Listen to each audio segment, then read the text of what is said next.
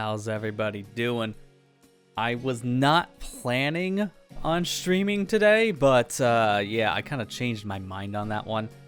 I don't know how long I'll be going for, but I want to talk about those said events happening here later this week, technically, in Splatoon 3. And honestly, with how Thursday's stream went, I wasn't the biggest fan of how that turned out, so I kind of figured I can squeeze in like a couple hour extra one here on Tuesday before we get headfirst into all the events into Splatoon 3. So that's what we're going to be doing. So, hey there, Ethan, how you doing? I just realized that I'm technically using the wrong chat clients, and that's on me. So if I could just hit these buttons, I'll fix that. There you go.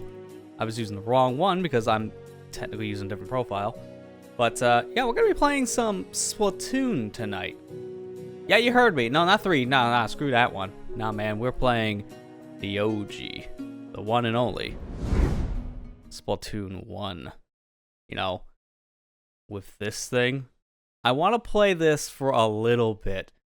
And there'll be a very good explanation of why once we start playing some of the game. But tonight, I want to prepare for all these events in Splatoon 3. And one of the things that actually happened in Splatoon 3 was the game's internal tick rate got lowered. And I want to play some of Splatoon 1 to feel how that plays compared to Splatoon 3. And we can because of the magic of fan servers. I got my system all fixed up to use Pretendo, so we're back online on the good old console that Nintendo abandoned, along with their 3DS. So we can see all of our Miiverse posts, which it's not technically Miiverse, but it is a very, very similar system of Miiverse. So let's just go straight in the game itself. Go from there. Just got to turn down the volume a little bit for myself. It's a little too loud. That should be better. So, at least from what I read in the patch notes, the tick rate for Splatoon 3 went down about 6 milliseconds, which it doesn't sound like much on paper, but when you play the game, you can really feel that there's a difference. So I want to play a little bit of Splatoon 1 to get a feeling of what that difference is going into 3, because I actually haven't played this since the update hit in 3. But I did actually play this like 2 weeks ago, somewhere around there, when they did the band stage event. Little rotation here. Community just put on a little event, just putting all the band stages Splatoon had, which was a lot. And you can understand why they were banned. Thankfully, they're out of the rotation now, so I don't have to worry about it. So I don't even know what's available right now. I haven't even checked the rotations on both this game and 3. We will be playing some 3 later, probably in like an hour or so. But for right now, let's see. We got Black Belly Skate Park. Bad at skateboarding. Probably break a bone. Quit some bones, but whatever. Moray Towers. It's so foggy I can't even see the ground. That's called draw dist. It's smog. Just don't tell them the secrets. Alright, and now this is the one I'm more focused on. That was for Turf War. What about ranked games? And Jogi V games. If this is a private office, how does Judd get in?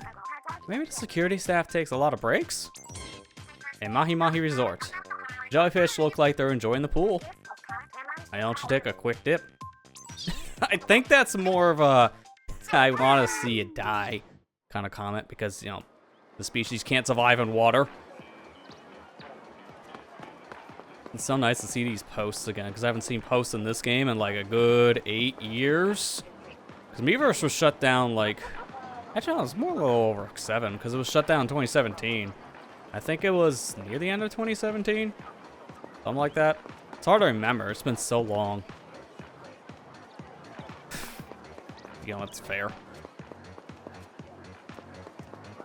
What's the difference between tick rate? That's what I want to know. That's why I'm going to play it to get a feeling. Because I know Splatoon 1 had the lowest tick rate. And for people who don't understand what that means, because I think I should probably just explain that one. The tick rate is basically the responsiveness of the game's server to the player. So when you do an action, the tick rate is like what's determining how long it takes for that said action to happen on someone else's screen. So if I splat you It takes X amount of time for that to reflect on your side, then you die. And for a while, Splatoon 2 and 3 used the exact same tick rate. And people said it was fine, but compared to Splatoon 1, it was a lot longer. So you can feel like there was more latency. Wow, that's funny. We haven't even done anything. I literally just got in the lobby. that my old Splatoon 1 jank. Going back. But I don't know what's the difference realistically. People said it does feel a lot better with the update in 3. But no one's really gotten us like concrete data yet. Maybe they have, I just haven't seen it. But we'll find out how more on par it is by just playing some. So we got Splat Zones. That's what the mode was. Okay, so... I may want to change up my weapon, because this is not... I mean, it's a fine build for this. I might actually just rock it. I think I'm more curious about, so I changed the shirt. That's the only thing. I'm debating between just full-on quick respawn or just some. I think I'll start with this. If this is off, I'll probably swap it. I think I should be okay. So, we'll just jump right in.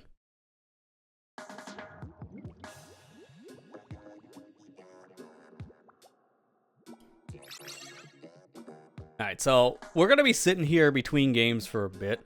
So I'll use this opportunity to talk about some stuff. Especially because we might be queuing for a while. It might not always be the first time we get into a queue, we get a game. It depends. Pretendo did change a bunch of stuff about how you queue now in Splatoon, because if you play ranked modes now, then the big thing that's changed is, see, I'm an A player and I'm matched with a B-. That was never the case originally. You were only ever matched with people in your letter ranking, so say A- to A+, that's all you can get matched with. You can't go any higher or lower than that. But with Pretendo, they decided, let's change that and make it so that you can play with everyone in every ranking. So ranking in this really doesn't matter anymore. It's more just for the bragging rights, but in terms of actually matchmaking, who cares? It's not going to matter, because you're always going to play with whoever. And this is why you're not always going to be guaranteed to find a game, but matching with more people in other rankings kind of helps this a lot. Because there are sometimes I'm queuing like 2 or 3 times to get a game, while other times I'm in just like that. It will depend, obviously, especially given the time of day. I do think this was a positive change, given how you don't have as many people playing this game as when it was first making rounds. See, yeah, case in point. First room was nothing, and then the second room instantly filled. You never know what you're going to get in this. Sometimes it can be a long wait, and sometimes 5 seconds. I prefer the 5-second waits, personally. Alright, well, let's do this. Now, that will mean people in these different skills, you're going to get like a hodgepodge of players at this point. Either people who know what they're doing, or maybe not so much, because obviously you have to mix the ranks. So that's going to change a lot, and it may make things easier or harder on you. It will depend. But honestly, I've seen like some B players play like their S players, because a lot of people, when Pretendo became the new way of playing Splatoon, they just did not transfer their saves over, and that's very fair, because to play these fan servers, there's 2 ways of doing it. I hear a lot of people took way number 2. So you can either... Oh, I tapped the screen. You can either hack your system and install Pretendo using homebrew methods, or instead, you can just do the DNS settings. So you just change some specific settings in your internet properties, and boom, you're online. But no matter which one you pick, you have to make a brand new Nintendo ID, which means you're making a new user on the Wii U specifically. And that means you can't transfer your saves. Now, if you're doing the hack version, like how I did it, then you can't transfer your saves. There's homebrew apps to transfer your saves between profiles. That's what I did. Because I worked hard to get this stuff unlocked, I ain't doing it twice. I'm sorry, man. But there's a lot of stuff I worked my rear end off over the years to get in Splatoon 1.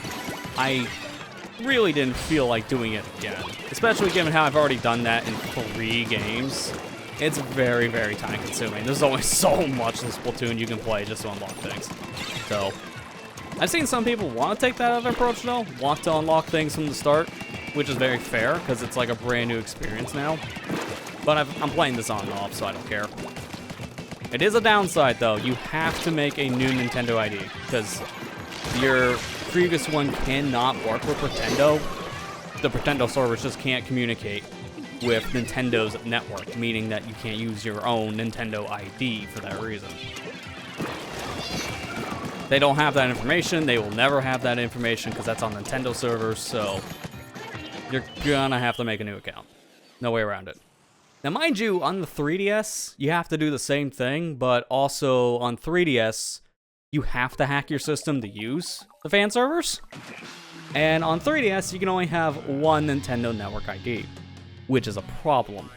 You can't use your Pretendo one unless you take off your Nintendo one, which is a mess. Thankfully, though, most games on the 3DS seem to not care about Nintendo ID. You can just play them online. You don't need an ID for it, so you don't have to worry about it. Like, honestly, all you do is, like, hit a button, and you just swap servers. That's all you do. Don't worry about the rest. Yeah, I would just recommend, like, if you have a hack system, I recommend going through the plugin method with Aroma, because then it's just automatic, and you don't have to really tinker anything.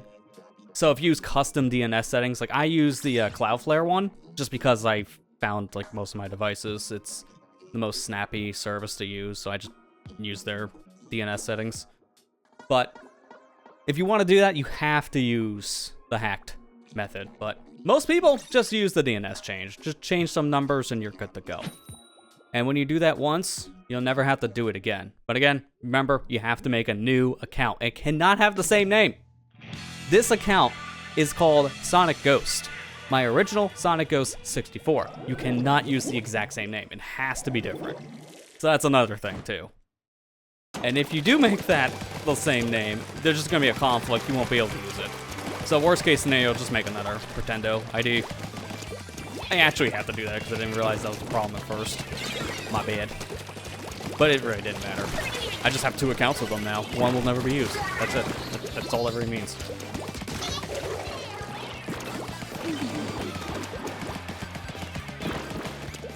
Oh, I need to go up.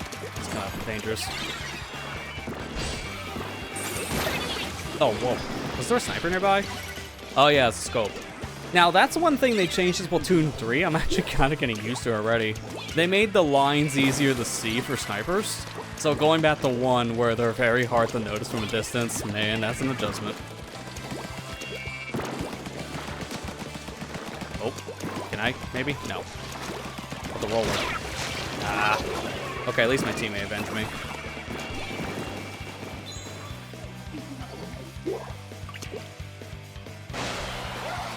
I will say, going back to this game once in a while does remind me how much I don't like looking down at the gamepad. It's a very, like, whiplash motion. Actually, just doing that alone get me headache. But that's what it is when you play a game on the Wii U. That's the one thing I don't miss about the Wii U, the 2 screens. Alright, good, got him. Oh, careful there. I might be able to clip them off. Okay, yeah, I got one of them. That's fine.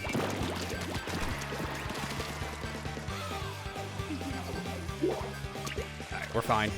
My team can take the zone. It's already, like, covered up in their paint again, so I don't know if there's a thing we can do.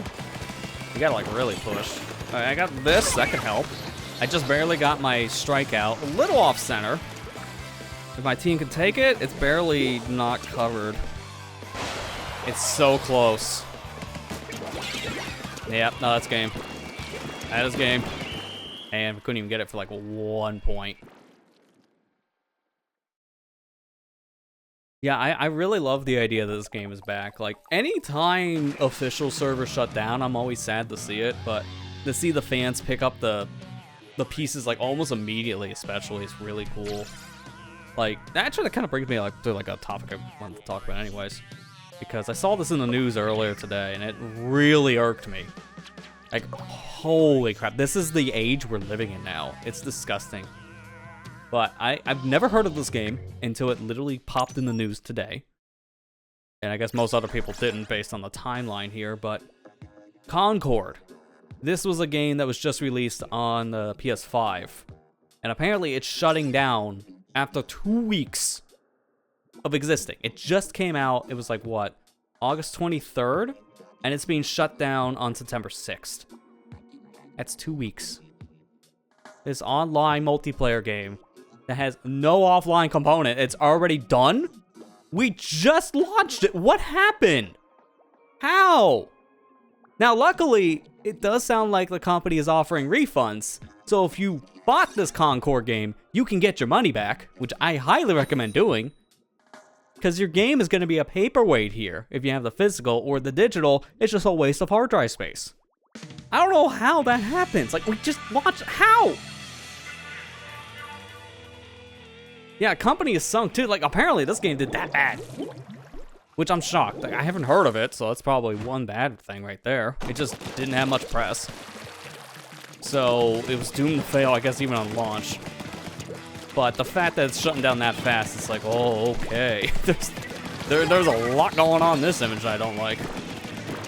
Especially given how it's, like, I've seen this happen left and right with games anymore. Like, they come out maybe like a couple weeks, couple months at most, and then boom, they're done. I saw also Foam Stars that released earlier this year is going free to play already, which that was insanely fast. But to be fair, it seemed like no one was playing Foam Stars, so it made sense. Like, the game didn't seem like it was worth its full asking price, because I think it was a full priced game at $70. I may be wrong there, so don't quote me on that. But it was not worth it from what I heard. At that price tag, people immediately dropped off.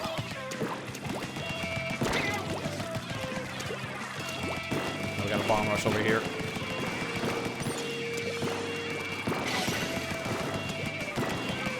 And also suction bomb rush. Jeez, from one bomb rush to another one. But like, this is the state we're living in. It's really bad. Oh, was it $30? Okay, for Foam Stars, it was much cheaper than I thought. I thought it was full price. Still, from what I heard, people didn't even say it was worth for that price, which is saying a lot. I mean, as soon as they announced how that game was being structured, I had no interest in it. Like, the fact that it was pushing AI art and such, I was already turned off. Like, no thank you. It looked like a cheap Splatoon clone anyways, and then I heard the art problem. Like, okay, now it's even worse. I don't know about this one cheap.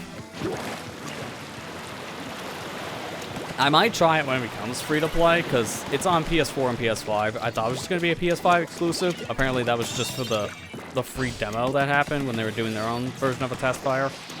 So apparently it was just only that time it was PS5 exclusive. So I could try it. I have a PS4 Pro. I could just hook that up and try the game once it goes free to play to see how good and or bad is it compared to Splatoon. Because once it goes free to play, it's also becomes like free, period. You don't need a PlayStation Plus account to even just play online, which is my big problem playing online with consoles anymore. It's like the fact you need an online subscription. I guess I'm just spoiled being a PC gamer for so long that you need online just to play. It's been free for PC since the dawn of time. I don't think well enough, yep. Oh, was that the Slosher? No, it's Jet Squelcher. Okay, well we traded, that's perfect. People really been rocking the Slosher combo in this one. Which makes sense. Slosher Burst Bomb was so powerful. So everyone loves using it still.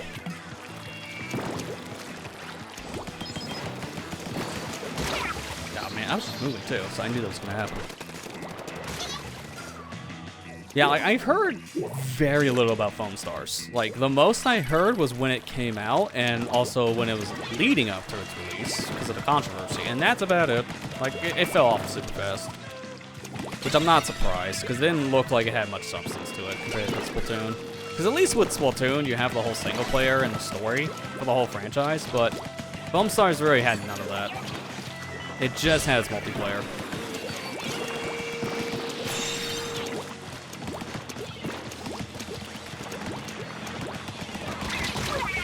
And getting outranged by a Jet Squelcher is a feeling.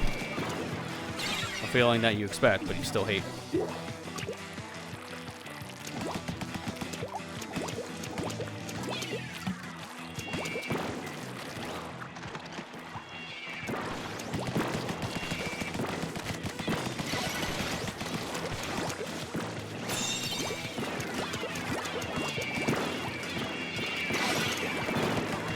they're over the ledge, so that's not gonna really do anything. Yeah, I just saw where the bomb came from.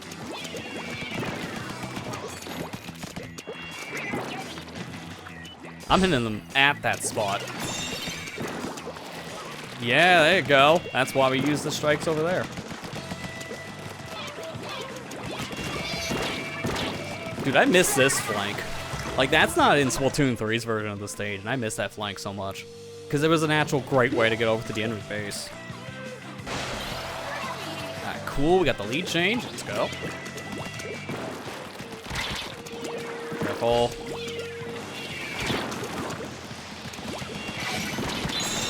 Oh, let's crack it. Okay, well, if my team can hold it out for a little bit, we're gonna have to take it back in overtime because they got the overtime push. But we can take this back.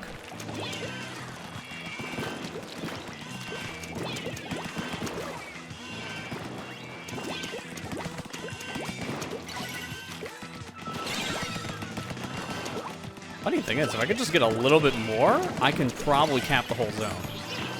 Yeah, I could just do this. That should be enough. Yeah, there you go. Because Ink Strike in this game just basically covers the whole zone. I thought it's bad in Splatoon 3. It was worse in 1.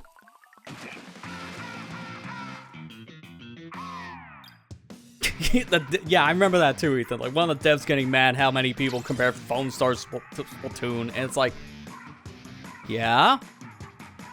Because that's like, that is the only other game you can compare it to. There's no other game that has you going around trying to cover a turf in your own color scheme. Like, what else are you gonna compare it to at that point? A Roblox game that mimics Splatoon? Guess what? That's also Splatoon. Like, you can't compare it to Overwatch. Like, I'm sorry, I know that's gonna make you mad, but what else are we gonna compare it to? Like, I can't think of any other franchise at all. Like, that game was kind of doomed to fail from the very beginning, honestly. Like, as soon as I seen its initial announcement, I'm like, oh god, this is gonna anger people. Like, this looks like subpar Splatoon. And then everyone called it that. And I'm like, I knew that's what people would say the moment I saw the first trailer. It did not take long for people to call it subpar Splatoon.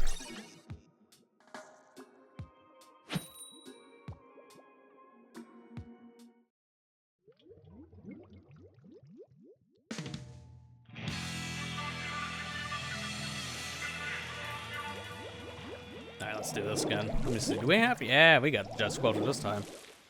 Because most of the people in here are the same people. You'll have that a lot in this. Because most people, when they get games, they want to stay with it as long as they can. So we don't rotate out. The only thing I don't like about that is when you have to change your weapon. Because then you'll get a new set of people. Which is really bad if you have to do that. Because it might make it hard to queue for another game.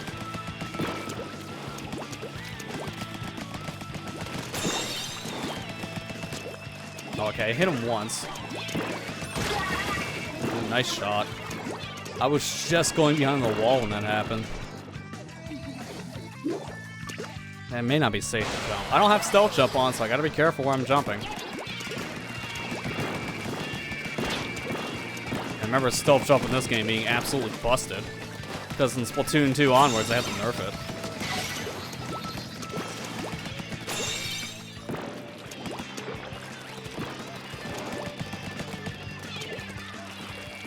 My team is over there. Okay, perfect. Team's over there pushing. Alright, that was worth it. I mean, my def did kind of paint the zone a little bit in their color, but it was enough. I'm gonna jump back in. One thing I could have done, because one thing I don't like is, like I mentioned earlier, looking up and down for the map.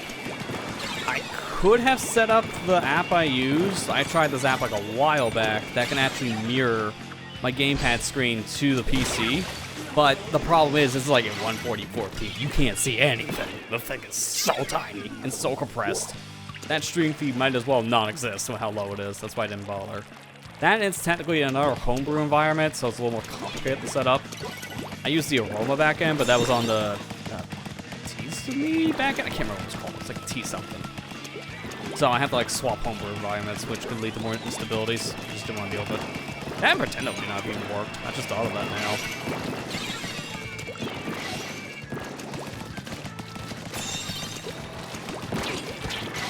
okay. That's the one time I looked down. It's like, aye, there they are, because I was looking to see where they were.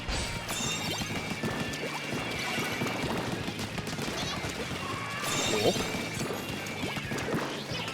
Let's put it right there on their on their perch, excuse me, and get 2 of them in the process. Yeah, I had a feeling. Right, I'm going over.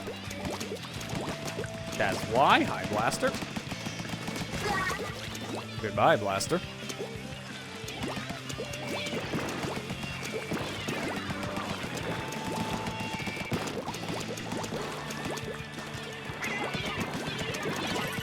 Oop, bomb rushing down here? That's a mistake. I don't know why he jumped down with the bomb rushing. Got him. They're really not doing too much to take the zone, because we get it back almost immediately. They are having the hardest of times. There he is. Nice, got him on the way out. All right, GG's. Yeah, it is bad to look at, trust me. Because when I was helping Matt, like, what was it, about a year ago or so? When he was doing his Splatoon 1 playthrough? I had access to stuff like that, so I figured... Because he asked me for gamepad footage already, since I can show you gamepad footage. Like, watch. Hey, look at that. Results map. It's like, I can do that easily on my system, since I have a hacked system. So, I looked into another one to see, it's like, is there a way I can make this like Splatoon 2 and 3, where I don't have to look down all the time? Oh, yes, there is. It's unsupported nowadays, and the app barely works, but hey, it exists. I wish there was a better way you can capture the screen besides hardware mods, because years ago, people made hardware mods that just like added a USB port to the back of the system. And then with the gamepad having a USB port, you can capture it like those DS and 3DS capture cards. Obviously, you can't do that anymore.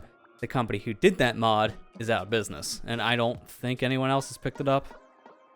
So that's not gonna happen. Although I'm seeing there's developments in like the emulation scene where people are starting to get laptops to work as a gamepad. So there's hope, I guess, at that point, because you can just, well, to be fair, if you're at that route, you can emulate the Wii U and the Wii U gamepad as separate screens on your computer. You could just capture both at that stage. You don't need to worry about any extra setup. It's all right there, which I've tried, and it's fine. The problem I have with Wii U emulation is just the shader caching, because it can just slow games down. Other than that, it runs great.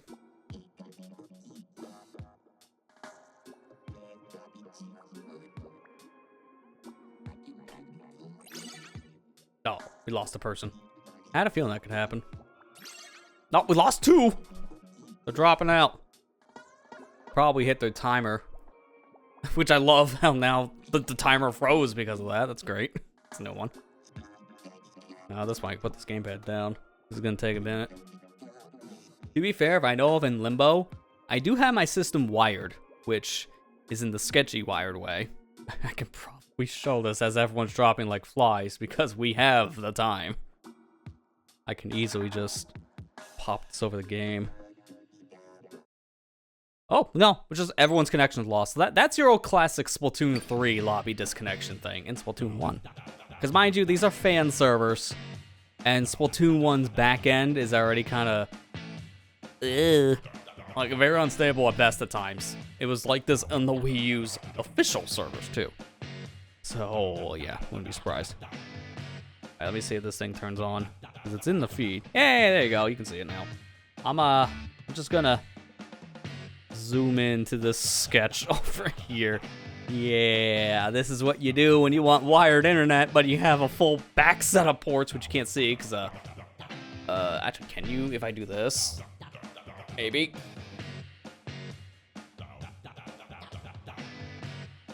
Hey, you can see the light. There's a hard drive. You can't see my face. There's a hard drive back there. This is the most sketchy way of doing this. God. I can't use my back ports because I have a hard drive. And it needs 2 cables for power, so we just have that. Hey, it works. It's just a little messy. And mind you, that's the exact same connector I use for my Wii. They use the same thing. That's why it's so messy, too. So, if worst case scenario, if I get stuck in lobby hell, I can just unplug my Ethernet cord for a second to reset the connection to the system. Can't do that on a wireless system. I mean, you can't have the Switch. Just put it in airplane mode, I guess. But I guess people can probably figure it out by now of what the team I'm picking for this final Splatfest is going to be for Splatoon. If we're starting with the game that started it all, going back into the past. Look, am I waiting for a hint? Or it's just I have a tick. 1 and 2. It's Team Past. As you can imagine, again, going back to the past, playing the game that started it all with the hosts that are themed around Team Past and are taking the helm for that said team. We are Team Past on this side. I was debating between past and future, and I know I said that during the last Splatoon 3 Splatfest stream, where I was saying, I'm leaning more future. And I was thinking about it more and talking over with more people. And it's like, I play so many old games. Like, I'm a retro guy. It makes sense for me to go Team Past. And like, I like going back and reminiscing. We're always talking about reminiscing on these streams, too. I think it just made more sense. And that's why I went to the past. Because, yeah, like, I was talking to Matt about that, like, the other night as well. Because then he said, oh, let me just message some people and see, like, what others are thinking, too. And he was even originally thinking past when I was talking about with him. So, it's like, at least from my gathering, it sounded like a good amount of people in my group were wanting to be in past as well. I guess I wasn't wrong.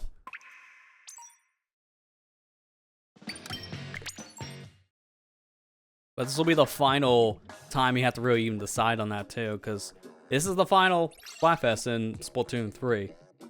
And we'll talk more in depth about that when it actually, like, comes around the time, and even later tonight when I swap over to 3, which we might do at the top of the hour. Play this for a little bit to kind of warm things up, because I do have an announcement about all that stuff in 3. But I'm going to wait a little bit. I want to give it, like, about an hour or so, let people kind of come in, get the notifications and all that, and then I'll make the announcement. I will be also making this announcement again on Thursday on socials and the community tab and all that. And Twitch stories. I hate Twitch stories. But there's no other way to communicate with this audience on this platform outside of Twitch. So I have to give in. I have to give in to the stupid thing. I'll post a stupid image. That's all you get from me. Yeah, for whatever reason, this platform has a stories function, which so many sites introduced and then killed because no one uses it. Gee, I wonder why. It's not great most of the time. It's half-baked. And Twitch is no different. You can only do stories on mobile. But they now just recently gave you access to viewing the Twitch stories on desktop. Not post, view them. What are we doing?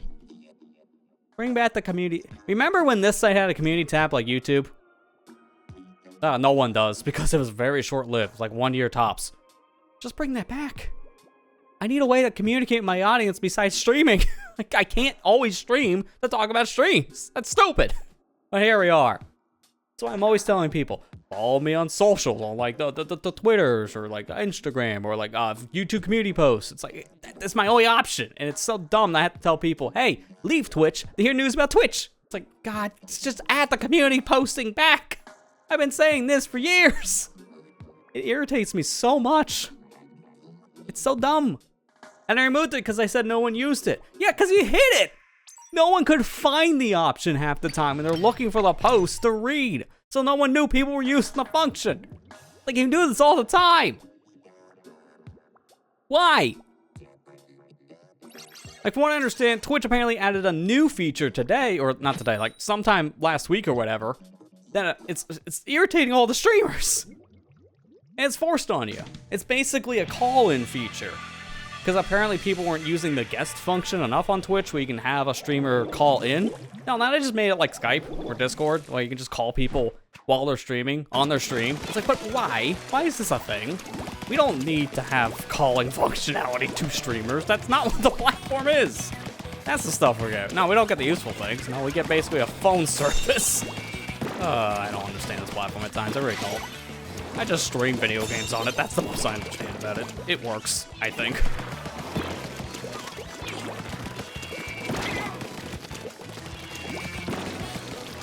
Yeah, you get a little bit of like a behind-the-scenes rant of like why I can't communicate with the audience, and Twitch is like, oh, you gotta communicate with your audience better. It's like, well, we have no options. It's like, come on, man. Give us the options, and then we'll find out a better way of doing this.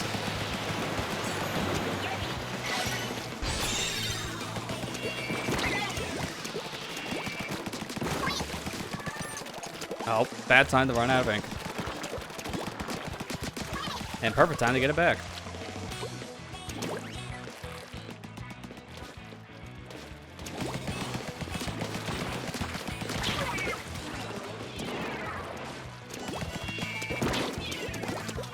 They're getting wrecked. Like, they're not getting back. We're making sure of this. Ooh, can I get the kill? Yeah, there you go. It's like, can I get one more before the game ends? Victory.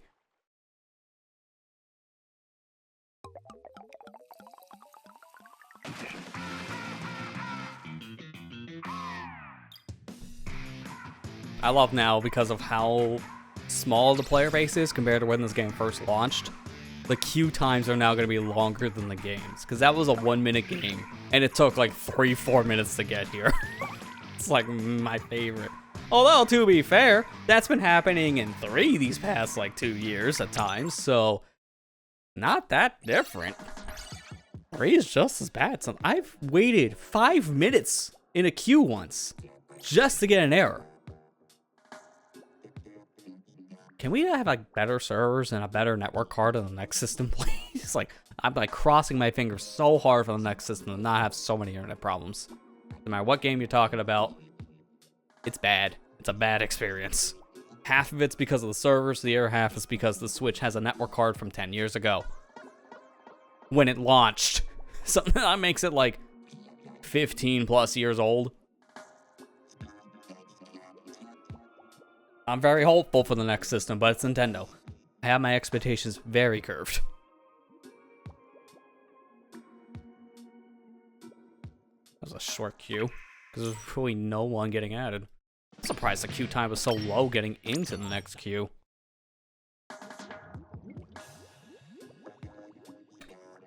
I might go right back into those people. I mean, I recognize one of the names from earlier. Yeah, sure enough. Hey, hold my seat, I'll be right back. And it immediately comes right back in the room. It's like, hang on, I didn't need to leave actually. I'm okay.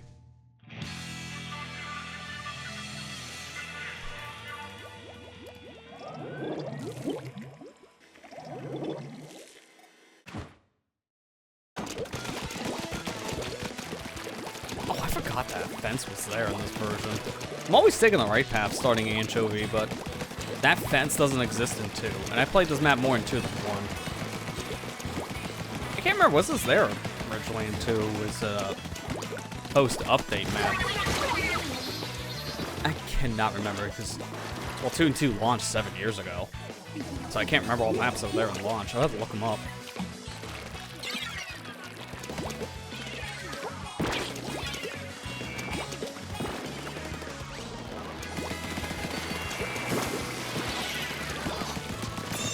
Oh.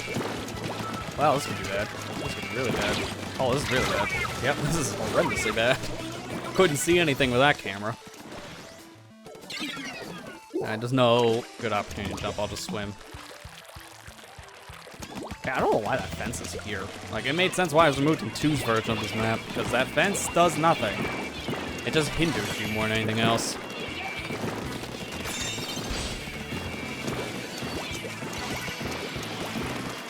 That didn't cap zone? Man, they really painted that fast then. Someone right down here. Yep, that's the one I saw on my map.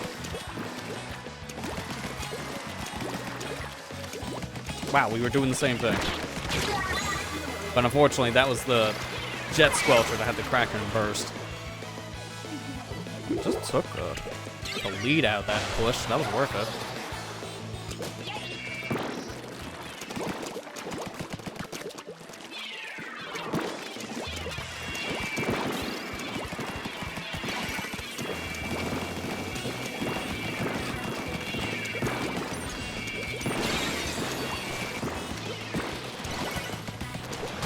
Oh man, Zuka.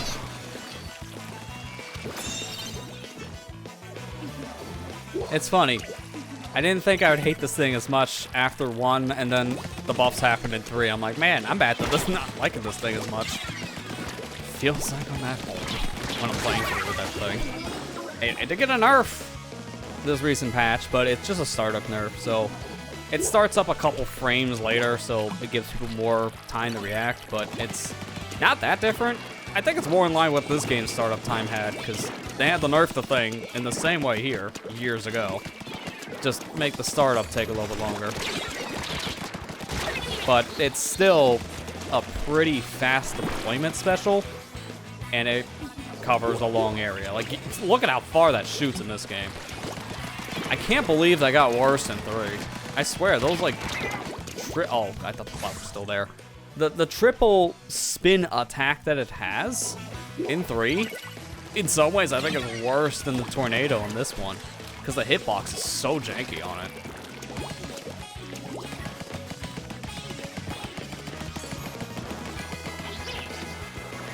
Alright, we gotta hope this caps it enough to at least pause their timer.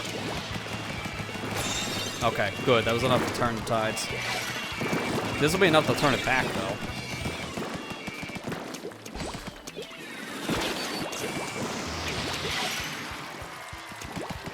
Where did everyone go? There he is. It's like, where's the jet?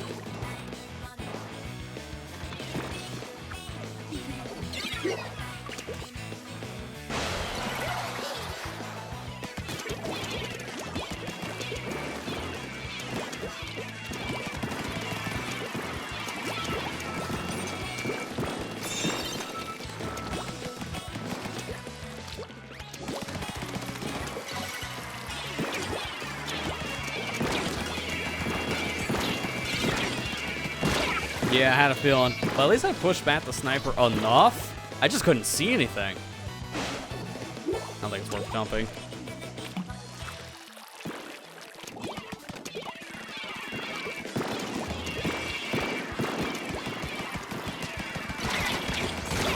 Oh man, one shot away. So close. I only have one teammate left in mid, and they're struggling. I'm surprised they're still alive. Like, we're probably not winning this. I just want to at least try to push for a non-knockout loss. That'd be ideal.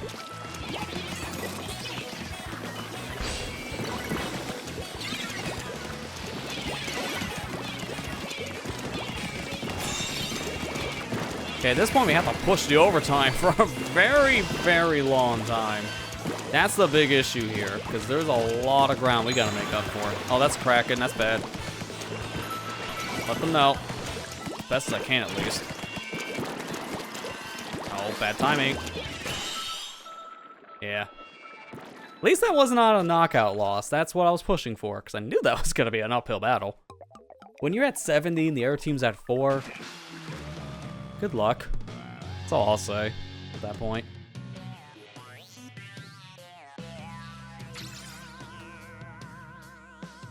Jeez.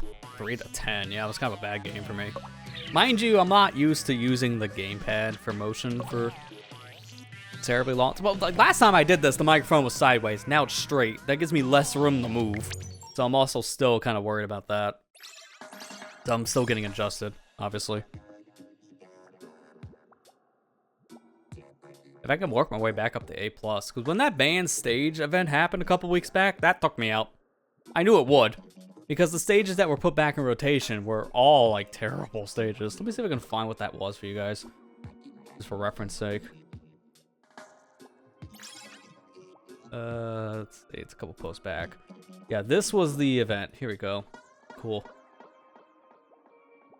So it may take a second for this to show up. There you go. So this was the Splatoon 1 event that they hosted a few weeks back, which made me want to get the Pretendo working. And it was of these specific maps: Tower Control, Salt Spray Rig, Port Mackerel, and Rainmaker, Salt Spray Rig, Flat Belly Skate Park, Piranha Pit. These 5 maps, well, I guess technically 4, these were taken out of rotations because they were so bad, nobody wanted to play these. Literally so bad, no one wanted this. So Nintendo took it out, like almost immediately when this game was going. As you saw in the date in the header, it was like 2016. So it was like a few months after the game made its rounds. So they were put back for a little event.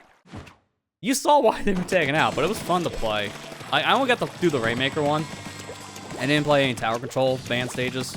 But mind you, it doesn't really matter. I only really got to play on Black Valley and Piranha. I did not get to play on the other stage, Salt Spray.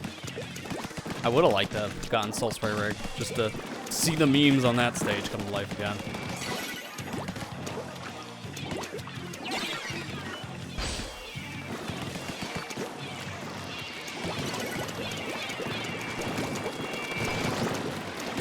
No, let's Kraken. How did he not kill me?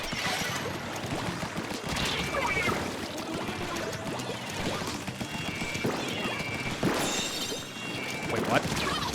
Okay, that was odd. I killed him. We may have a lot of defense up.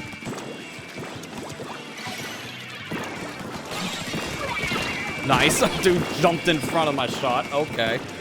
You saved your teammate at the cost of your life. I can jump back here and should be safe.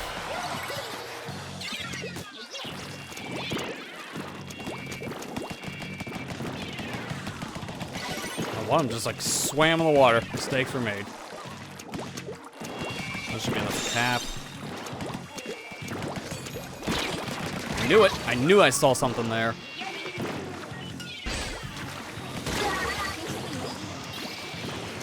It wasn't enough to push. I aimed it at a bad spot, to be fair. It's a little deeper into the ramp part of the platform, so I kind of missed. You guys can't see what I'm tapping anytime I'm doing the strike, so you gotta take my word when I'm aiming the strike until it comes down. It's the only problem. Again, with the gamepad 2 thing. 2-screen thing was a little more complicated as a streamer back in the day. I remember that much.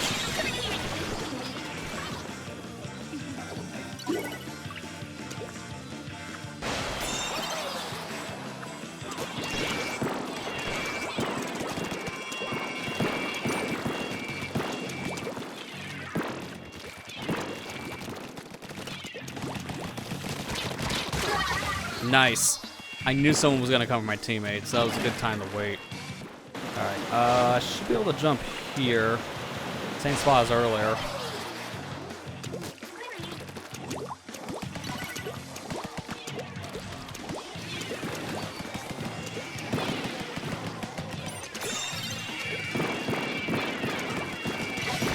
Whoa, okay, I think that guy's using hacks.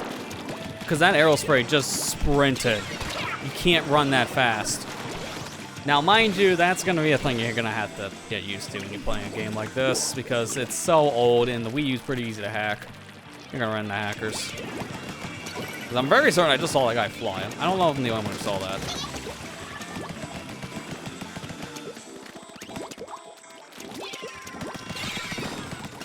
I'm paying attention to that arrow spray to see that happen again.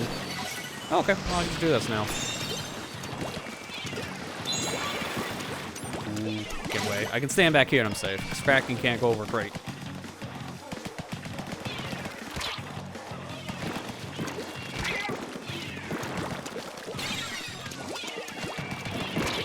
Oh. Yep, they climb up the side.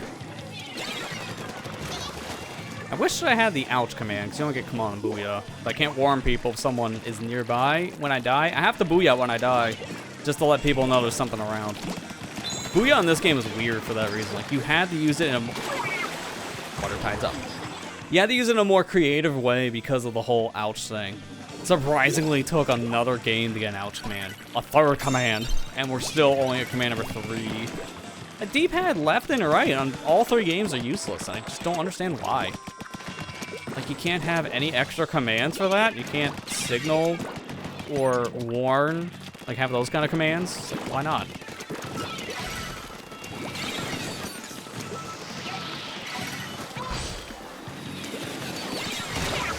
No, we're playing it right in the strike. Right in the Inkzooker strike. Oh, I got teammate flanking. I can see him over there in the distance.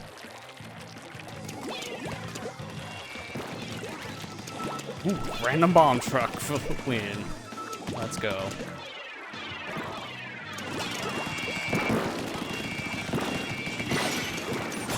Okay, there you go. We got a lot of penalty we got to work off before we get points. It's at 16. We gotta take this in overtime now. Dude, I shouldn't have looked down. I didn't know the scope was there. Oh, come on. Just because we didn't have control at that said moment, but they did not. Look, okay. I don't know if I agree with that. The whole zone is painted art color. How did I not cap it for an overtime? Like, come on. So dumb.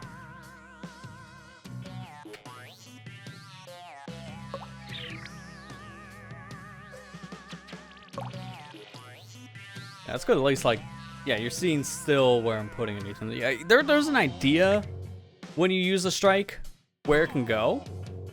It's just, it's a little hard to, like, figure it out exactly as, like, the viewer if you're not fully paying attention to things. Especially, like, there are two strikes at once. It's like, oh, yeah, mine totally was the one in center. Yeah, that's right. And he shoots his off to, like, the side or something. Like, yeah, they'll never know. I mean, you can always do the obvious of just get like a camera and point it down the screen, like do the old style here.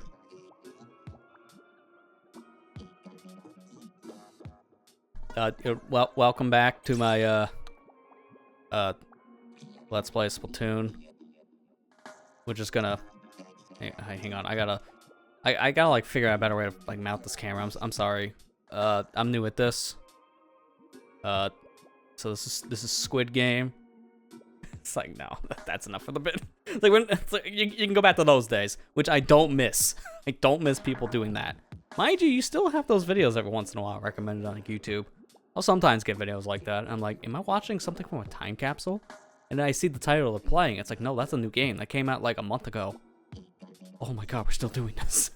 It's like a time capsule when I see those videos now.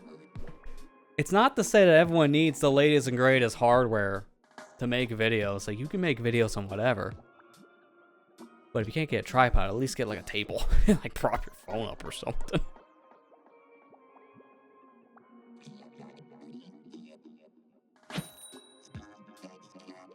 Alright, this will be our last game of Splat Zones, and then the rotation happens.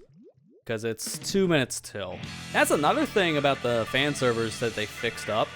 So you can play with people in any letter ranking now, so rank doesn't matter for matchmaking. Also, the rotations were adjusted for every 2 hours instead of the old classic 4-hour system. So you get more rotations now in Splatoon 1, just like with 2 and 3. It's the same method, which I think works best. It's an archaic system to have like a 2-hour rotation for one mode in 2 stages, but this is what the game was built on, so you can't really change that. So I think changing the rotation timer was the best way of going about it. And I prefer this change. 4 hours was a little too excessive back in the day. Like, it was just way too long to wait. Like, I want to play Tower, but that's in 3 hours. Well, I guess I'm not playing Tower Control today. I'm a little busy in the 3-hour mark. Oh, he's weak.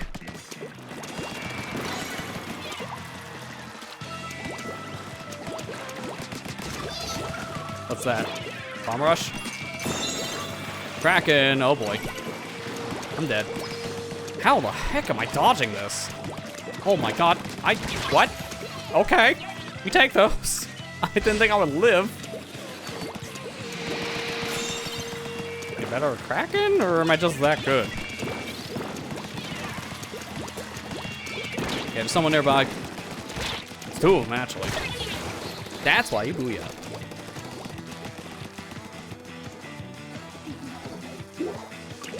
Yeah, DS Capture don't deal with it. Yeah, I mean, mind you, my reason why back in the day I bought a DS Capture card is because half the games I wanted to show off just didn't work on emulators. Now they all do, so like, I guess I don't need that anymore.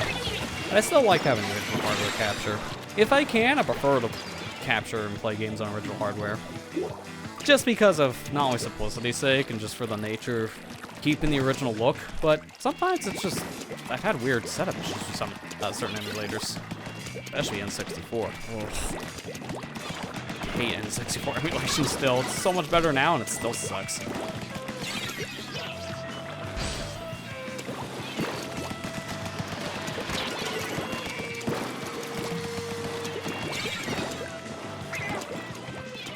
biggest problem I just have with DS and 3S emulations if I'm playing a touchscreen based game, because that's just kind of a pain in the mouse. Like, you can do it, it's just It's not great. Like years ago when I captured the footage I needed for the Majora 3E stuff, anytime I had to use one of the items on the touchscreen or go to one of those menus, not a great experience, because it had to be all mouse control. I have a way now I can like finagle that, because I can probably just like hook up a tablet or my phone, for example, to the computer as like a second screen with like third-party apps. So I can use that to essentially emulate the touchscreen game on a touchscreen. So I might try that next time I play a DS or a 3DS game emulation, just to see if it feels better.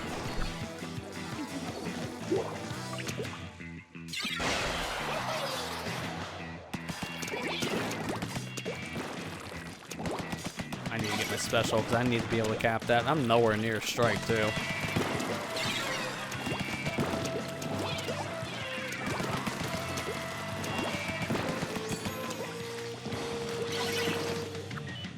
Right in the center.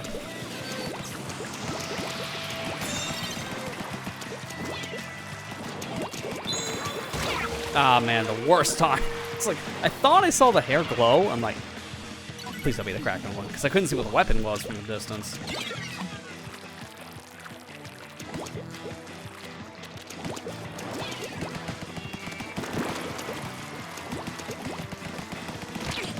Oh, watch it.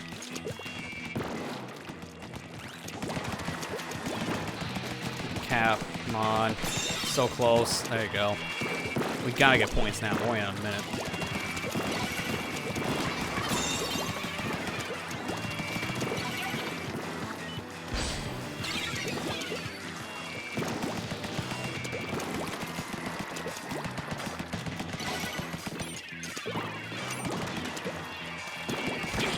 There's a bomb rush, don't even bother.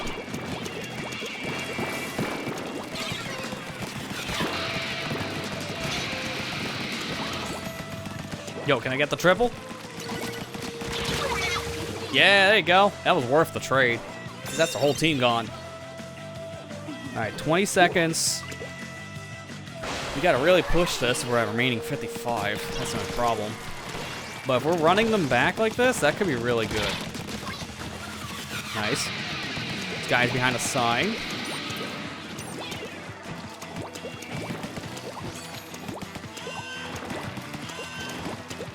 Get up, get up, get up, get up. I'm gonna go right here, near their base.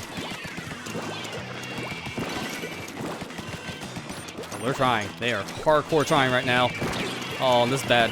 I don't have enough ink. Oh, man, we're at 21. We're so close. That was a good push. All right, I wonder what's next in our rotation, because I might play a little bit more if it's like a tower control or something. I don't know. It was Rainmaker, maybe. It's gonna depend on the stages. I think 100% stages. So I kind of want to change up the weapon anyways. Yeah, I was doing good with that. 8 and 5. Oh man, my hero spray got nothing. They had a rough time on this one. Didn't help, a good chunk of their side was range. So that's fair. Let's hit me with that breaking news. Oh wait, no, it's not rotated. I thought it changed. I thought it'd be at 8. Oh no, next rotation's at 10. Okay. Wait, no, did they just Oh, is that why? Did they do the 2-hour rotation just for the band stage event? I think they did. Wait, no, they did it for this. No, it's supposed to be Rainmaker right now. What?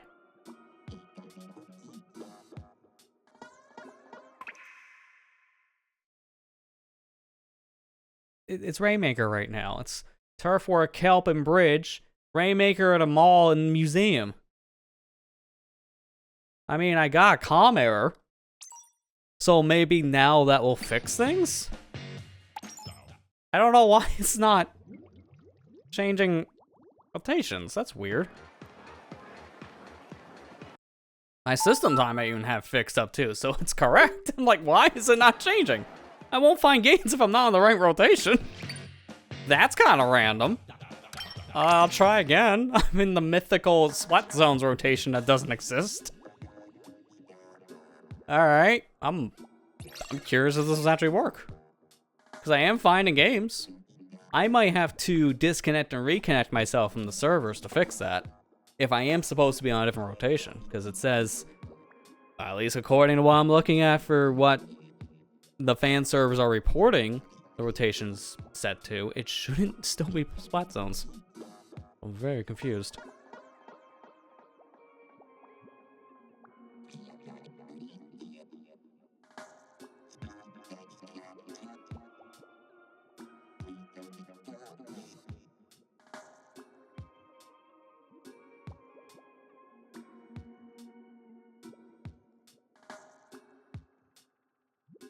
So we can find one person. This is the mythical not splat zones rotation. Now I'm curious to see if we can get a game.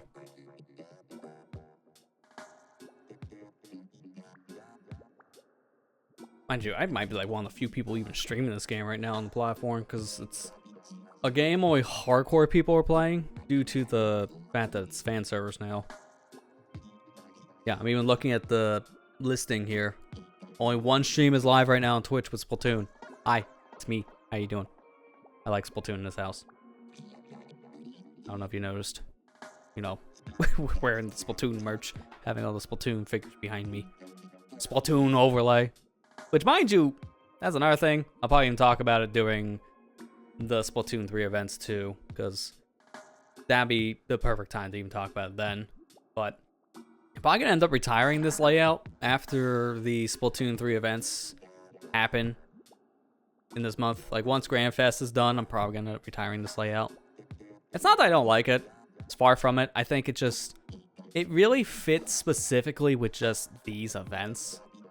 And anytime I used it outside of that, I don't know. It's fine, but didn't always work for other events.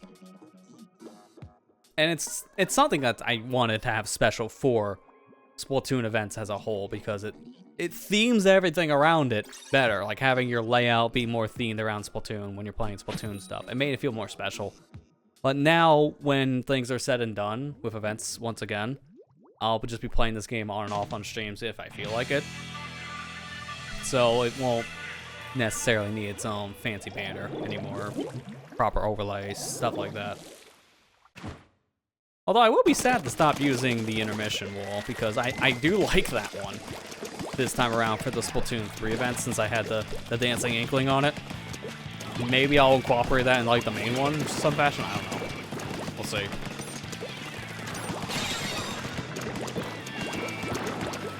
The only problem I have with that, at least like in the past, it's like it was a little too intensive. So I didn't want to push all my computers that were doing streams, but I don't know, I found a better way for that to not take up too much computer resources, so it should be fine. And plus, I'm not gonna have like two of them. I'll have like one dancing inkling, not two. I don't like two. I think two just worked with the Splatoon layout because I had a lot of dead space in between things, but not necessarily on main layouts. I don't know. These are just things I'm thinking of off the top of my head. Maybe not do. Ah, why not? Oh, it's cracking. Oh, it's cracking. I did not know that was coming after me until out of strike mode. And it's like one thing I don't like looking down for.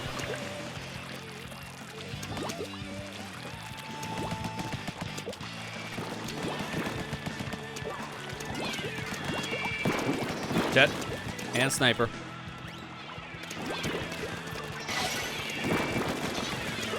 Cool. Oh, another jet. Guess I had two. I wasn't paying attention when the rounds started, because that's the only time you can see the opposing team with weapons in gear. Dude, I remember hearing stories from competitive players back in the day when this game was making the rounds in the competitive circuit. If you wanted to know what the opposing team was running gear-wise, you had to memorize what that specific piece of gear had. So it's like, I know they're running stealth jump, I recognize those shoes. But that was what people had to do back in the day. Because with Splatoon 2 onwards, the gear abilities just showed up on your map. You can just look at people's gear sets, for the mains at least, on the map. So it was way easier. You didn't have to memorize gear just to know what your opponent was using. And then same for the weapons. It was up in the top area with the squids and the octolings, and then same for on the map as well. Again, not a thing in one. You have to just remember everything from the very beginning. I'm glad, you know, memorization stuff is no longer a thing you have to do just to know what people have. I mean, you might want to do that still for, like, the weapon kits if you just don't want to always check the map. It's like, wait, what special did the... Oh, God. I think the Forge Spire Shop Pro, I think they had, I think it was an Ink Strike, and then you know it has Booyah Bomb because you can just check the map. Like, oh, it's Booyah Bomb. It's like, thankfully, not a problem, but it still helps to, like, somewhat remember that stuff in, like, fast-paced moments. I'm just playing Splatoon, like, since it came out. So, like, every game, if I'm playing it during its lifespan, I kind of remember a good chunk of the weapon kits. Just because I'm just used to seeing them all. So, I'm just running into so many things throughout each game I play. So, it's just kind of a thing I kind of absorb at that point. It's not even a thing I choose to remember. It just sticks. It happens. I think during this, these are moments I can easily run like a short thing of ads because there's nothing really going on. I'm running like a 1 minute because I gotta get rid of these pre-rolls. I don't like having to do that. Life as a streamer, though. I mean, thankfully, there's nothing going on. We're probably not even gonna find a game before technically 2 minutes because this is almost a 2-minute timer. I feel like we're probably not. We need to find people within half of this time, I would think, for it to be secured. Usually if I see the timer tick down for too long, I have an idea of like, yeah, we're not gonna get enough people to fill the room. It's gonna end up being a not enough player situation. Try again, which is fine. It's just a little time consuming since you have to redo your queuing every time. And sometimes you may get put in a room with almost no one, which is really bad if you're really like fighting time at that point for the queue.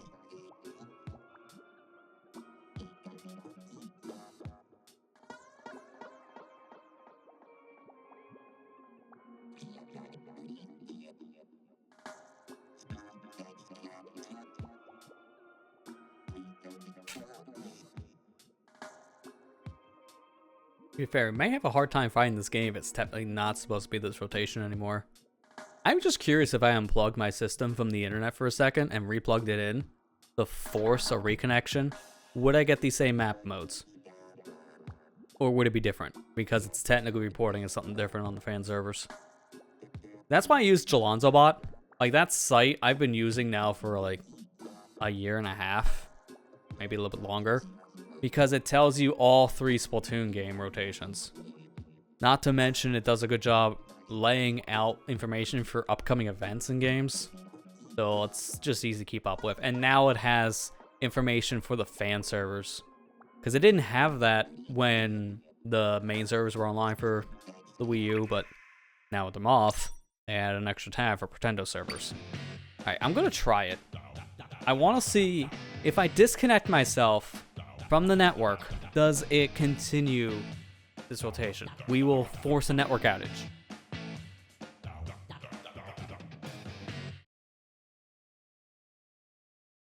Okay, I have no internet. Oh no.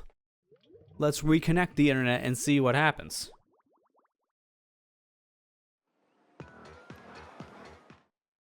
Alright, let's load back into lobby, which will reconnect me to the server. And it's still the same rotation. Interesting. Let me quit. Because again, for reference sake, right now, this is the rotation in question. September 3rd, which is today, 8 p.m. Eastern. That's the time. It's Kelp Dome, Bridge, Mall, a museum, and the mode specifically Rainmaker. But we're still in Splat Zones. Unless this is false information being reported in at this point, I doubt it. These are supposed to be up to date. Or there's probably something else going on inside the fan server timer. This might be back to 4-hour rotations, but this website is still reporting 2 hours. I don't know. The only other thing I can think of is I'm very confused otherwise. Because I would like to play some Rainmaker Mall and Museum. I think those are good maps for this mode. They're fun. Well, more museum than mall. All's okay, but plenty of situations you're gonna get pushed in the water. So yeah, maybe more museum.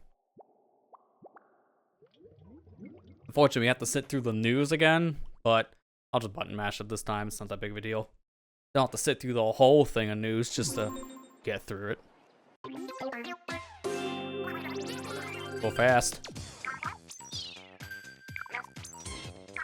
Skate. More. No, still the same rotation. Interesting. So there's some misreporting going on then. Because it's not technically the next rotation yet. And there's no way to see that in the game. Yeah, no, it only shows you, if I look down here on my gamepad, it only shows you current rotations. It doesn't show you future ones. So I think there's some misreporting happening. So I'll just play a little bit more of Zones, I think, for now. And probably within like the next 15 minutes, I'll swap to Splatoon 3. I don't want to play Zones all night long. Speaking of which, what's in the rotation right now for 3? Because I want to know if I swap. Okay, actually it won't be that bad. Because right now an Anarchy series is Tower Control, and an Open it's Clan Blitz, and then in an hour from now, or 2 hours, excuse me, it's Rainmaker, and then Splat Zones and Open. So, it's not Zones immediately. That's good. And mind you, by the time Zones is back, I might be playing a different mode anyways. And I don't even know if I'm going to be playing that long. Because tonight, I don't really have a specific amount of time I want to go for. I might even just go for like a handful of hours tops and then say, oh, you know what, I'm done with this. Like I might stop like an hour earlier than what we normally do, because I do have other things I want to get done. This week and next week are going to be very busy due to all these events happening at once. It's going to be a very busy time, and I have other things going on now outside of streams, because you guys may have saw all this. If you're following the YouTube channel, we had a brand new series start. Kind of. It's a revisit series because I was not a fan of how Pikmin went, so I redid it. I wasn't even a fan of the redo, so we redid it again many years later. I gave a hint saying this series we're going to be covering, it's not my first time covering it, not even my second. And that's because the original run was so bad, I deleted it. You cannot find the original run of my Pikmin playthrough on YouTube anymore. I made sure of it. I still have it. I don't like watching it. That was very, very bad commentary-wise in that. And the gameplay wasn't that great either. So it wasn't an enjoyable watch. So I took it down, redid the playthrough the same exact year. This was 2011 when I first started. It was technically my second Let's Play. The first one was Majora's Mask. I did this a couple weeks after I started Majora's Mask, which was probably not the best idea, since I was just starting this kind of hobby in general, getting the hang of making the videos, commentary, all that. Wasn't great to jump into another game alongside of a big one. Doubly so, a game as complicated as Pikmin, where I'm really having to focus on the gameplay while talking. So, yeah, even the redo had its own fair share of problems. And that was during the age of I'm still figuring things out. So, we're revisiting it, and in high definition this time, so you can actually see what's going on. It's a big difference. I figured with the Switch version, it made sense to revisit the game at this point. But hey, that's not the only thing going on. The other one is LP League's back. It technically never went anywhere, but the LP League was kind of, I wouldn't say put on a hiatus per se, but it was kind of like in the back of all our heads, because it's been a very busy year for everybody, to a point where it was hard to meet up to record new projects. So these past like few weeks, especially, we've been chipping away at getting recordings back up and going again on a proper schedule. So we're starting to actually work on getting videos prepared to a point where we actually have a new series to share with you guys, and that series in question is Super Mario Galaxy. So we're playing through that now. That started yesterday alongside of my Pikmin playthrough on my main channel. That's going on, and I'm actually still in the process of putting those together, because I was the one in charge of editing up Galaxy. That's my project. So I still have to put together a bunch of videos. I only have like at this point it's like 5 done, and there's a lot more than 5. If I had to say, it's like maybe a fifth of what's done. It's a lot more left for me. So I got a lot of videos this week I want to work on specifically. and that's going to take a lot of my attention. So that's why I'll be, again, talking more about this when I swap to Splatoon 3 very soon, because I have a big announcement to make when it comes to the streaming schedule for the next 2 weeks. But I did say at the very end of that Spark 3 stream from last week, if you're here for it, one, I'm sorry, because that was not a great showing. I'll talk more about that after this, too, because I want to talk about that stream. I really do. Because, man, that thing was a wreck. But I mentioned at the end of the Spark 3 stream that I'll be back in a couple weeks with like other games to stream. I don't have an ETA on that just yet because I'm not even sure if I want to stream after Grand Fest is done, just because I'm going to be doing so much streaming at that time. I think I might need a break. I'm not 100% sure. I'm going to feel it out. That's what I was telling people. I'm going to feel it out because I feel like my quality streams have been on like a decline as of late. Some of it's a mental thing because of just feeling a little more burnt out with some of the games we've been playing. Some of it's like viewer retention being a little bit lower to a point where some streams just feel like there's not much going on, and it's been dragging me down a bit as well. So that's like another reason I might want a break, but again, we'll see. But I'm using this opportunity this week, at least with today, to play a game I already know is not going to make me mad, like Spark did last week. Alongside of the idea of, hey, I have things to talk about with this franchise specifically that's going to be the primary focus of streaming for the next 2 weeks. Because we got Big Run that happens this weekend in Splatoon 3, and then the final Splatfest Grand Festival next weekend. So I'm going to be exclusively focusing on those specific events. That's a little bit of a sneak peek of the announcement. It's like, hey, we're going to be streaming nothing but Splatoon. But I think everyone kind of figured that, especially after I said that last week anyways. But I didn't have the best time to announce it. The original plan for this announcement was going to be at the end of Thursday's stream with gameplay from Splatoon 1. That's why I wanted to start with some Splatoon 1 today, even though I wasn't originally planning on streaming today. This was what I wanted to do. I wanted to play this game and announce the stuff for this upcoming week at the time, now this week, during this kind of setup. It just makes sense, but I didn't have a chance. Spark 3 really drained me. Took like 5 hours, way longer than I expected. So, squeezing a little extra stream this day here, this week, because, again, the original plan was I was not going to go live until Big Run started. So I was going to have off about a week, but I figured, you know what, it doesn't really hurt. I can play this for like 4 hours, 5 hours, 6 hours, doesn't matter. I don't really get burnt out of Splatoon. I'm hanging out with you guys, having some conversations, getting the vibe. It's not really much of a job at this point. It's not that much of a stressor, so I can do this. Like, this is not that big of a deal for me. So I figured I'll go live for however long I feel like it for tonight. I'm not gonna put a time on it, just to talk to everybody about stuff coming up. Because I think it makes sense. We're going to be swapping Splatoon 3 sooner than I expected because we're having a lot more issues connecting right now. It's getting bad. We can't find a single person to join with. I don't know, Chief. I don't know, that's because I'm getting false reporting on the modes that are available, so some people are playing something other than Spot Zones, or if it's something else. Again, this game is not as big as it was back in 2015, 2016 with these said fan servers. So you're gonna get smaller lobbies like this, almost guaranteed. So I don't expect to find a game immediately. That's why I wanted to start tonight with Splatoon 1 to talk about some stuff.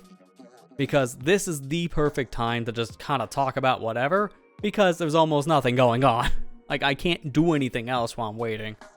So, this is the perfect time to have a conversation with everyone at home. I might, like, wait a second here before I re-queue, because there's also a problem of I might be jumping in the queue a little too fast. So, that's making this a little bit worse. I don't know. But again, we're going to give this a little bit. It's 5 minutes till 8:30, so it's like I said, oh, we might swap at 8:30. Get a little bit more spot zones in. Got no spot zones in since. Ah, there you go. At least I found one other person. That's something. But if this continues like this, we'll probably just end up swapping the 3, like, sooner than later. But, yeah, I kind of want to talk to everyone about the Spark thing last week, because honestly, I watched back that VOD a little bit. I could not. After just a few minutes into the sections that really started to get my blood boiling, I had to stop. And that's bad. So I kind of wanted to talk about that. And to start with the conversation, I want to apologize for it. I want to apologize just for the quality of that stream. And I know I probably don't need to, because streamer get mad at video game. Now he has to apologize to his audience for getting mad at video game. Like, I know that's not really a thing I have to do, because if you watch that back, or you watch that stream when it happened last week, you know why I was mad. And I was really not in a good mood playing that game. It's because of how BS everything was. It was so taxing on the brain. It was getting exhausting. But still, I'm not happy with what it turned me into, and that made for good content. And that's kind of like the thing I've been reflecting on a little bit these past few weeks in general, for some of the games we've been streaming. I mean, I got like that with SonicGhost 6, but I knew I would with SonicGhost 6. Why? It's SonicGhost 6. I think it's expected to get mad at that game when it's an unfinished mess. That's kind of the point to it. You know what you're getting yourself into. I did. That's why I give myself a pass on that one at least, because I knew that would be a train wreck. Spark, on the other hand, no. Penny, no.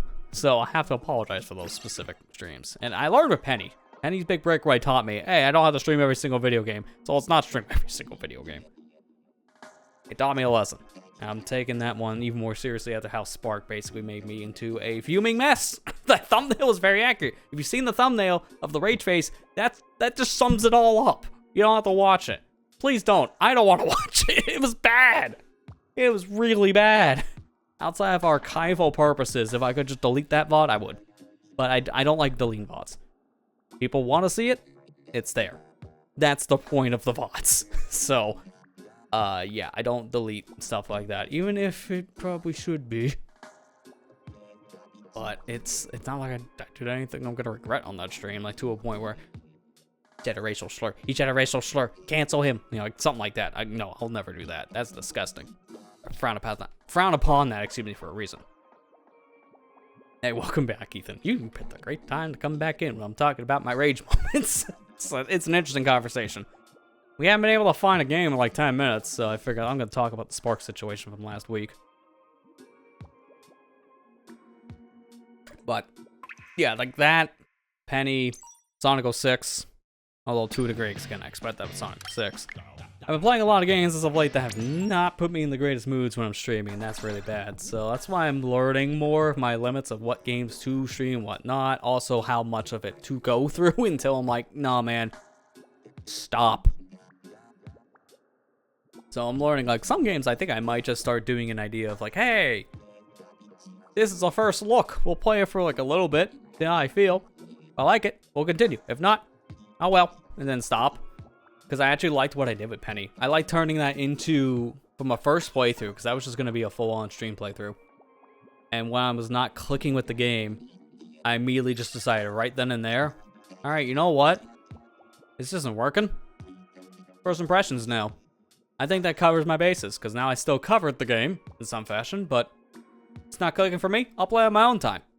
Not a big deal. Because then if I don't like it then, I just stop. I'm not forcing myself to continue at that point. Spark, on the other hand, we were literally like seeing the light at the end of the tunnel, but the tunnel just kept on collapsing around us and we kept on falling. Like, that's pretty much how it felt. So I was like, I was this close to seeing the ending of that game from the DLC. But to get to that ending was so much worse than I expected, but I pushed through it because we saw literally 90% of that game. It would have felt weird to stop at the 10% mark. But also, I'm getting to a point now where if it's gonna be that bad, I don't want to do two things. Step away and try a different session. At that point, maybe do it off camera, record the gameplay, and just stream the gameplay. So yeah, it will be pre-recorded. If it comes down to it, I'll do it. I don't care. Or we just don't do it at all. Once to. Because it's getting to a point where I can do that stuff on my own time because I can take breaks. Not so much if it's on live camera. There's only so much you can do there. I mean, I can take a break on a stream, but then I'm coming right back to it. 10 minutes is not enough. A day or two, yes, I can work with that. So I'm learning my limits. This year's really taught me my limits. I will say that much.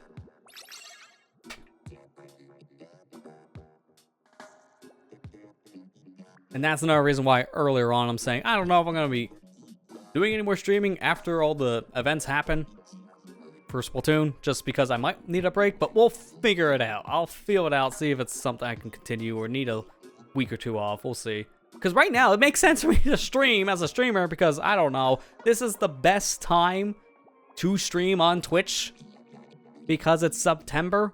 So it's kind of a thing I need to do for my job, essentially. It's like, hey, this month, you can get upwards of 30% off your new subs. If you want to sub to the channel you have not subscribed before, take advantage of this deal. The best time to subscribe to myself or any other streamer. I can't really push for that like Twitch wants if I don't stream.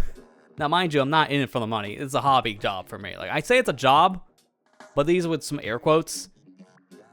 It's a job because I make money. I've never been shy about that. I've said that since I became an affiliate and a YouTube partner. These are jobs, technically. I get money. I get paid for doing this stuff. So it is technically a job. I'm providing a service and I'm getting paid for it. That's the definition. Now, mind you, it's not a job I take super seriously. It's still a hobby and it's not my full-time gig. So I treat this like one to a point where I put in the grind. I put in the effort to give you guys quality content because now if I'm getting a paycheck out of it, I kind of feel like I need to do more than just the bare minimum. But also, it's not something I want to take so seriously where I gotta drain my life dry. So it's like, if I didn't do all of September for streaming, if I took off, not a big deal. It's not like I needed to pay my rent. I'm good. If that was the case, please sub. I'll be on the street next week. Subathon, streetathon. Hey, you know, there you go. Oh my god, that's so dark. I just thought of a subathon that someone could do. It's just streetathon. And it's basically the guy in the street holding up a cup. But instead of saying spare change, it says spare bits. God. I hate how my mind goes to the darkest corners at times. But you know someone would do it. I've seen weirder on this site. That wouldn't put it past me if I seen someone do that as a subathon. I wouldn't be surprised at this point. Yeah, exactly, yeah. Do I have a thing? Hang on. There, I'll just use this brush. Spare bitch? Spare bitch? Spare bit? God, if someone does that as a subathon, I'm gonna really question a lot. I really will. But I won't be surprised either. That's like, I also announced this like yesterday as well on YouTube and on social so people can see it everywhere, but I've also like adjusted the memberships on YouTube as well. We'll talk about that next time I do a YouTube stream, which will be later this week. But I adjusted the membership cost, so originally I set it up so it mirrored Twitch's cost, because it was basically the same thing. You subscribe to a channel, or in that case you become a member, same thing really. Then when you do so, you get emotes, you get, some people do extra things like priority chat or shoutouts, Discord server, stuff like that. Loyalty badges, you get all that for X amount per month. And you can set that price on YouTube. So I mirrored it with Twitch so that people who subscribed on Twitch didn't feel like they're missing out on YouTube. And if people subbed on YouTube or became a member, again, same thing, they didn't feel like they missed out on Twitch. But I'm looking into it more because I didn't know the full depth of what the memberships were on YouTube until actually enabling it myself because I've never used members before. But you don't get as much, like, at all out of the gate. You don't get a sub-free viewing experience like Twitch.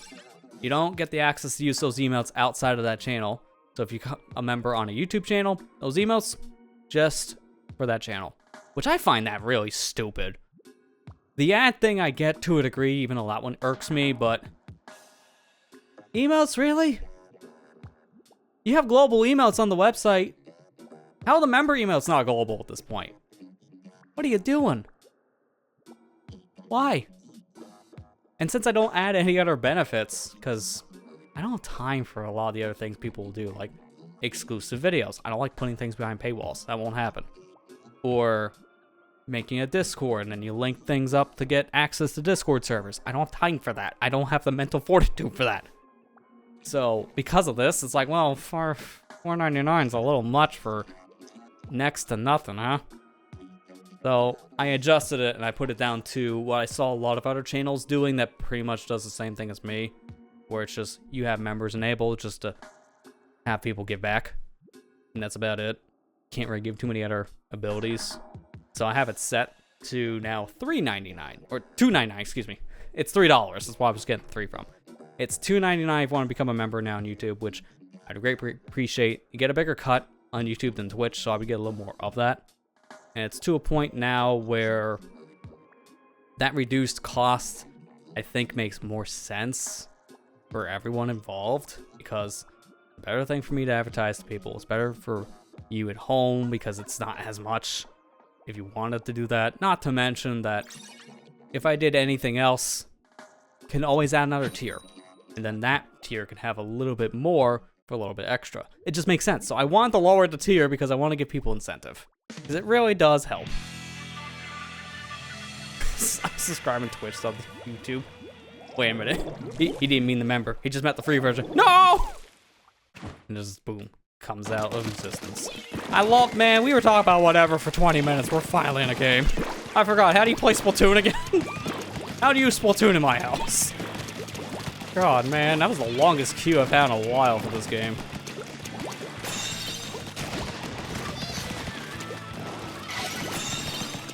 But, like, no matter where people do end up, like, supporting me on that front, I always appreciate what people do. I don't care how you do it or where. The fact you're doing it is already more than appreciated for that reason. Heck, just watching my stuff is already a big help. Because it gets my name out there more if you share it around or just view it in general, because the algorithm. All hail mighty algorithm. But it also just helps because of other factors too. You know, ads and all that. I usually recommend people, if they can, sub to Twitch, because you get more benefits at that point. Get the emails to use everywhere, and then also the ad-free viewing, because I think the ads on Twitch are really bad. It's to a point where it's like, if you're not paying for Twitch Turbo or just subbing to a channel, it gets really, really bad at times. So if the streamer isn't playing around that idea of running ads, then it's just a miserable experience. And I try my best. I try my best to make it good for non-subbing people, because it's a mess, like I said, on this platform for ads.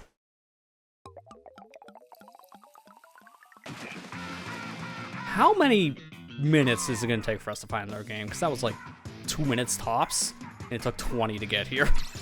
I'm afraid of queuing back. I will try, but honestly now, I'm giving it like 5 minutes tops.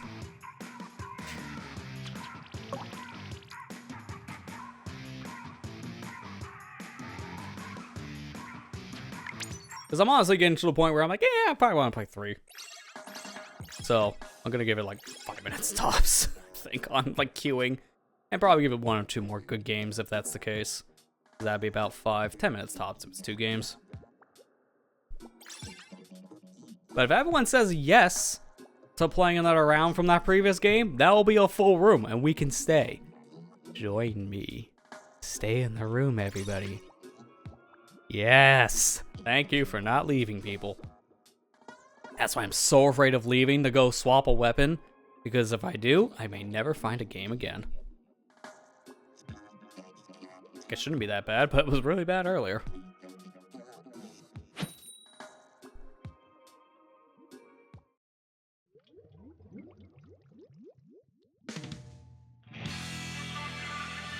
I love seeing these posts back, though, in these stages. I didn't get a chance to mention that before, but just seeing posts back in these stages is glorious.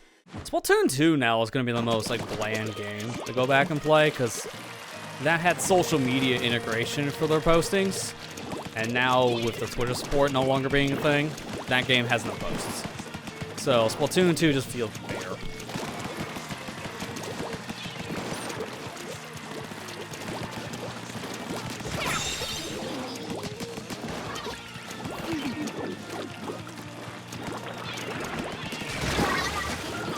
Okay, teammate took it out. I thought maybe Dynamo would kill me before I got to kill it.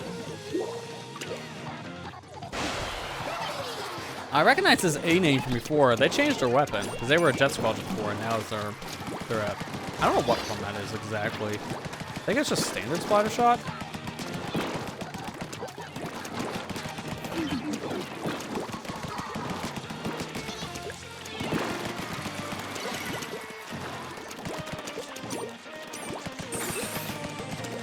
Oh, cracking. And out of here. Have fun. Nice.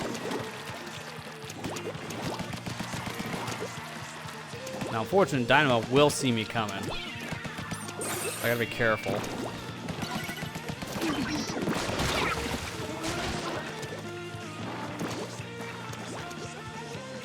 think where I take this, if we get the point back, like now.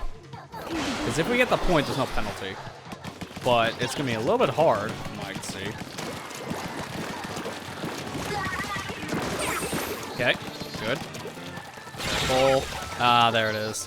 That's unfortunate. We were so close to getting a clean game. And remember that ability? I just saw it on this guy's shirt. That's not sub power up, that's sub throw up. So it's like you get more range. It was such a weird ability. Like, there's so many weird abilities in this one that you can see why it didn't come back.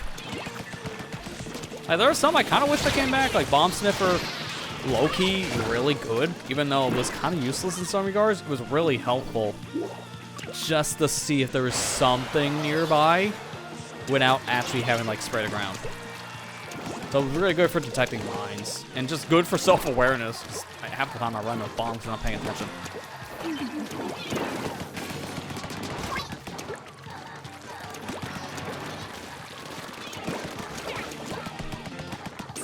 Alright, I think we have this one in the bag.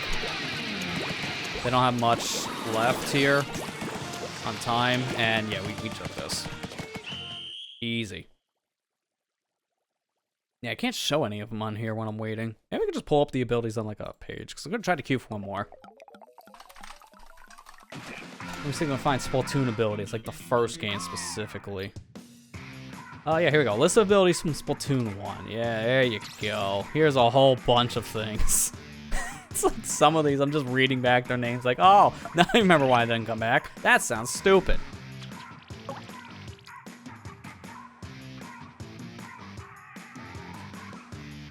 Alright, so I want to queue in, I'll swap the screen. Let's see. Yeah, here we go. So here is a list of the abilities exclusive to Splatoon 1. This was the one we saw earlier. I was talking about bomb range up. Makes thrown sub-weapons travel farther. That's all it did. Bomb range up just gave you a better throwing arm. Whoop-de-doo. Now sub power-up has that ability in there and more. So it does not matter. Bomb Sniffer didn't come back. It basically, as I was talking about before, it gives you the ability to see where the bombs are. Puts a little skull icon on the map, so you can see it. Cold-Blooded still exists. It just got merged into Bomb Defense at this point. Having Cold-Blooded and Bomb Defense being separate, which is kind of weird. Damage up and defense up, it's good that we just don't have this anymore, because these were just yin and yang abilities. It was always a thing. You had to rock one or the other. Most of the time, it's just a bunch of damage up. Like this hat wearing something but damage up for a reason. And, oh yeah, it was this one. This was another worthless one. Recon. This, you had to stand in your spawner to use it, which already made it really worthless. But it told you what the opponents had. Like, it showed you on the map where they were. On the gamepad only. Because that's the only place for the map. You had to sit there in your base and look down at your gamepad. The moment you walked off the spawner, Recon stopped working. It was such a worthless ability. Nobody ran it. It was an exclusive ability, too. Like, you had to have it on your shirt. You couldn't use this on any other thing. It's just a shirt. So it was a main ability you're stuck with. It was terrible. And that's pretty much it, 'cause everything else came back. It's just certain things were tweaked. Like Stealth Jump comes back, but this was tweaked, so it wouldn't be OP. Certain things as well were tweaked up, like Last Ditch and Opening Gambit got tweaked over the years. The icons especially different. This was Last Ditch originally, like this thing. That looks weird by comparison to what we have nowadays. Other than that, every other ability is like the same as what it used to be. It's just slightly tweaked.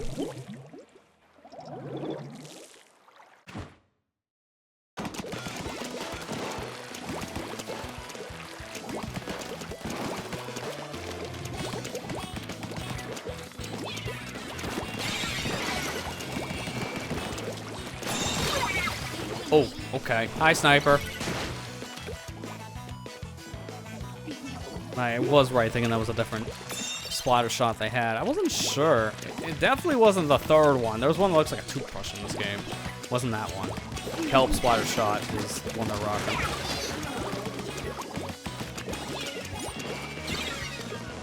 Oh, nice. Random bomb kill. I love getting random bomb kills. My favorite pastime. I'll just hit the zone with this. Because that'll help us cap it. Yeah. Just about ready to flank.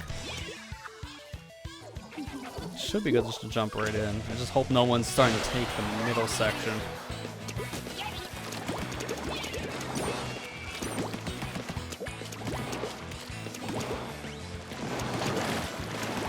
Perfect timing.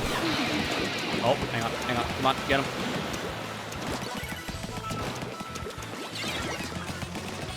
Where'd he go? Oh, there he is. It's a really weird back and forth.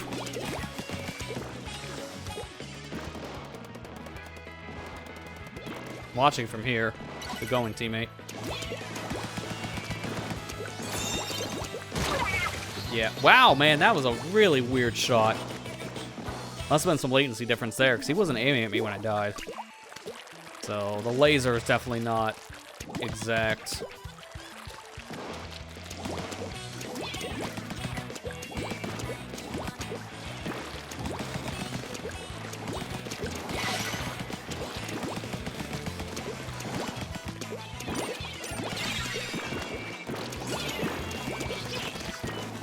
Oh, I meant to hit that more right. I meant more left. Oh.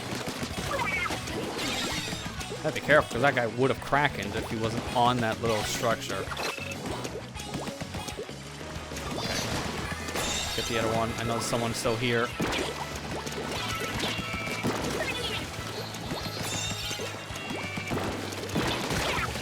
Ah, it's the slosher combo. Yep, I had a feeling that would wreck me.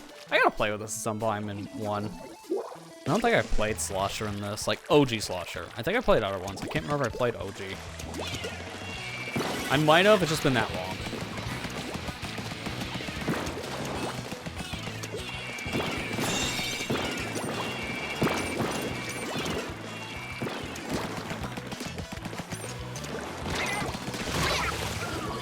I think the charger got taken out. Wasn't by me, though. It should be okay. This blaster's nowhere near zone, so I should be safe. Yeah, they're up on high purchase too. That's perfect. Alright, keep the zone painted and we got this. Alright, nice. And that's GG's. They can't get it. I'll take that as a good way of ending my time with Splatoon 1 for the night. Because that was a good way to send it off. Did I break even? I can't remember what my score was coming in. I might be slightly above. I'll look at the VOD because I can't remember what my rank was.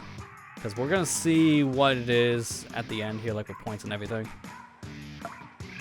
Because now it's A70. I think I started at A60, so I think I am ahead by 10. I'll see. No, A50. I'm above by 20 points. It's not bad. 20-point lead is pretty good. But I will now play another Splatoon. Instead of the old one, let's play the new one. That's 2 years old now. I need my cane. Time travels too fast. I'm getting too old. But I'll be swapping over to Splatoon 3. And I think it's high time we start talking about some of the events happening here. Starting this week in the game. But before we do so, I'm going to be taking a break, so that's going to do it for the Splatoon 1 portion of the stream, because I'm probably going to end up splitting this into 2 VODs. It makes sense. So, I'll revisit this game in the future again, because I like playing Splatoon 1, and the fact that I can now is neat. So, maybe more Splatoon 1 streams in the future. We'll see.